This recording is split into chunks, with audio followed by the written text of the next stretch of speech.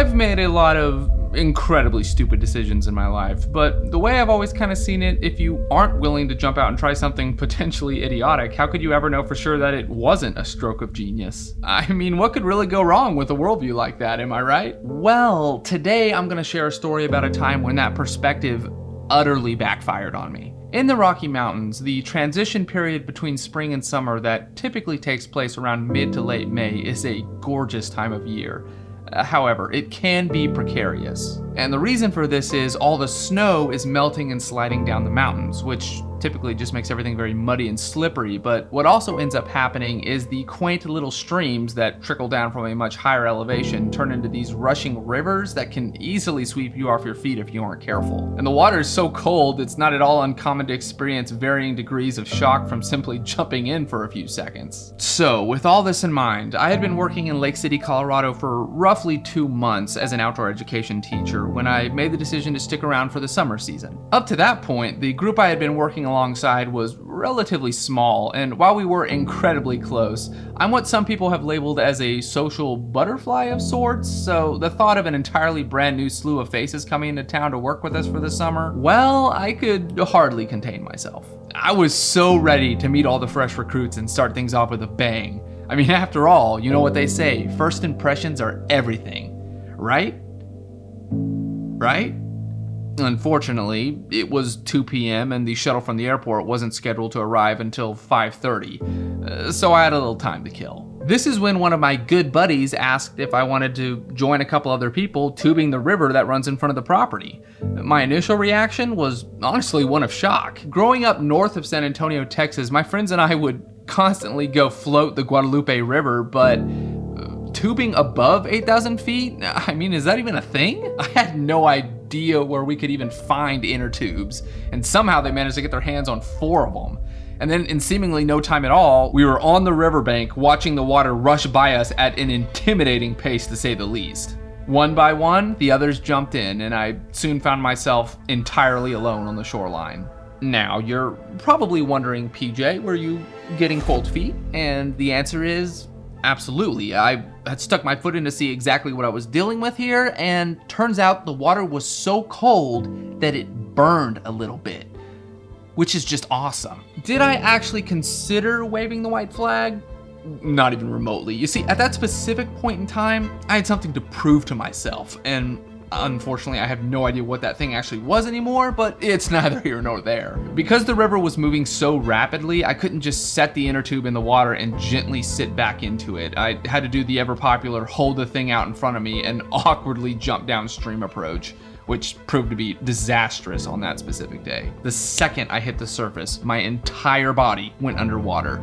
It turns out the tube I had been given was not even remotely capable of supporting the weight of a 6'1" human being. The water violently tossed me around, and I remember slamming into several jagged rocks beneath the surface, and after losing my really nice pair of prescription shades and one of my sandals, I knew I definitely made the right decision. Finally, I got a better grip on the tube after wrestling with it for a while. And then I discovered that if I rested my arms on one side and let my legs just dangle under the water, it didn't sink nearly as bad, so I figured this was better than nothing. At least my head was above the water. Turns out this river was not very deep at all, so pretty much anything a foot or so below the surface was slamming into rocks constantly. And yeah, these things were not soft little river pebbles. These things were sharp, jagged, and did not feel good in the slightest. But one good thing was the water was so cold, I did eventually stop feeling my legs altogether, so just call me Mr. Brightside. It wasn't very long after this that I stopped violently shivering, and this became incredibly concerning to me. For those of you who are more familiar with colder climates and a little condition called hypothermia, I'm sure you all have alarm bells just going off like crazy in your head right now. I know, I was freaking out.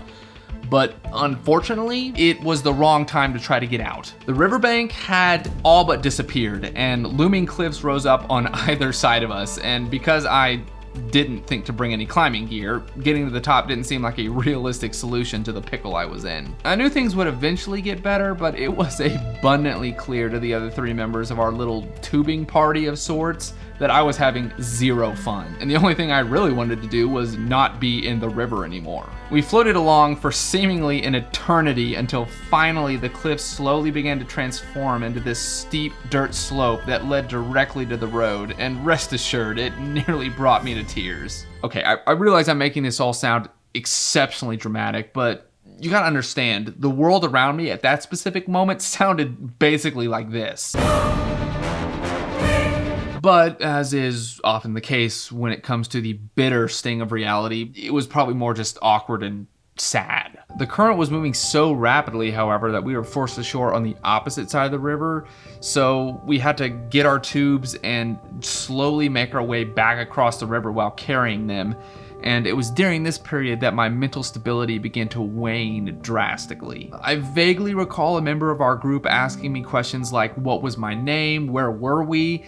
And digging around in my brain for the answers to those questions took way longer than it should have, apparently, because everyone seemed to get really concerned and focused with getting me back to camp as soon as possible. My memory of crossing the river is pretty foggy, but I know for a fact it wasn't easy. There were multiple times I thought for sure I was gonna fall because that current was slamming into my legs something awful, but somehow we made it across. As we reached the bottom of the slope and began working our way up, it wasn't exactly a pleasant shimmy, at least not for me anyways. This thing was quite steep, the dirt was very loose, and my head was totally out of whack, so I had to get down on all fours and aggressively crawl with this inner tube under my arm. Near the top, I accidentally ended up sticking my hand into a pretty large ant pile, and for some really weird reason, I took a brief moment to watch them crawl all over my hand and up my arm, but now I'm recalling that hallucinations is sometimes a side effect of hypothermia, so maybe that didn't actually happen. It doesn't really matter though, because when we arrived at the top, our ride back to camp was thankfully ready to pick us up. I clambered into the vehicle, slammed my body into the back seat, and did not buckle my seatbelt, because in that specific moment, it honestly felt like more than I was capable of physically handling. When we arrived back at camp, whoever was driving us graciously was able to drop me off right in front of the cabin I was staying in. And as I climbed out, I happened to glance inside and see a slew of unfamiliar faces mulling about inside. And that's when I realized that the shuttle from the airport had arrived a lot earlier than expected. I deliriously burst through the doorway, grunted a hello, I think, grabbed my mummy bag, and practically collapsed into the sweet sanctuary of the bathroom. And yes, for the record, this did take place before an audience of complete strangers that had no idea who I was or what the heck was going on. The second the bathroom door closed behind me, I tore my clothes off and threw them who knows where, crawled inside my sleeping bag, and had just enough energy to curl into the fetal position before a bout of intense shivering hit me like a freight train. After laying there for just a bit, one of the fresh faces entered the restroom and with a concerned voice asked me if I was okay.